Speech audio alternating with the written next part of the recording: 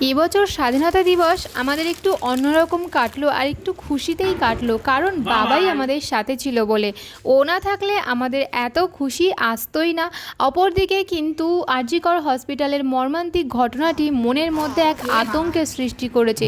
আর প্রত্যেকটা মেয়ের মনে, প্রত্যেকটা পরিবারের মনে কিন্তু ভারতবর্ষের স্বাধীনতার সম্পর্কে একটা প্রশ্ন চিহ্ন উঠে এসেছে।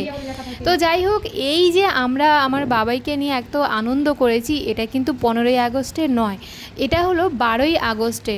তো 12ই আগস্টে আমাদের এমন করার কারণটা হলো 15ই আগস্টে ওর পাপা বাড়িতে থাকে না, তো সেই জন্য আর কি এই শ্যুটটা আমরা 12ই আগস্ট করে নিয়েছিলাম। আর ভিডিওগুলোও আমি রেডি করে রেখেছিলাম, তা না হলে এই দিনের এই যে এতটা মর্মান্তিক ঘটনার মধ্যে দিয়েও কিন্তু এই সবগুলো আমরা করতে পারতাম না।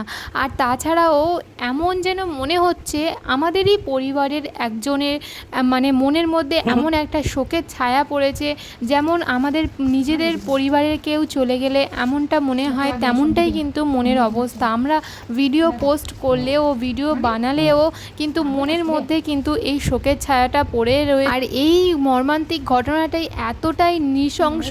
তো আজকে দুপুরে আমি একটা রিলসের মাধ্যমে দেখলাম একটা খুব বড় ইউটিউবার দিদিভাই, তো দিদিভাইয়ের প্রোফাইলের ভিডিও একটা এসেছিল। তো দিদিভাইয়ের থেকে একটা অডিও আমি শুনলাম। তো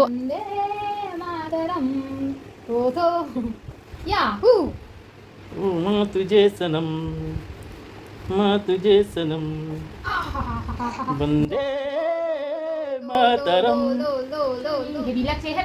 আমরা সোশ্যাল মিডিয়ায় এই নিউজ চ্যানেলের মাধ্যমে যেসব ঘটনা এতদিন শুনছিলাম, তো তার থেকেও একটা মর্মান্তিক ঘটনা, একটা খবর আমি ওই অডিওটার থেকে শুনেছি। না সত্যি কি মিথ্যে, যতটুকু শুনেছি সেটাও শুনে না বুকের ভেতরটা কেঁপে উঠলো। আর আমরা খুব করে চাই এই ঘটনার সাথে জড়িত যারা, তাদের যেন কঠোর থেকে কঠোরতম শাস্তি হয়। রেডি করানো কমপ্লিট হয়ে গিয়েছে। একটা বাচ্চাকে নিয়ে ফটো তোলা বা ভিডিও করা প্রচণ্ড টাফ ব্যাপার। তো ও ঘরের মধ্যে একটু ঘুমে ঢুলুঢুলু করছিল আর কাঁদছিল। আমরা ঘরের মধ্যেই ভিডিওটা বানাচ্ছিলাম, তো দেখলাম যে ও ঘুমোচ্ছে আর কাঁদছে। তো ওর পাপাকে বললাম চলো ছাদে যাই।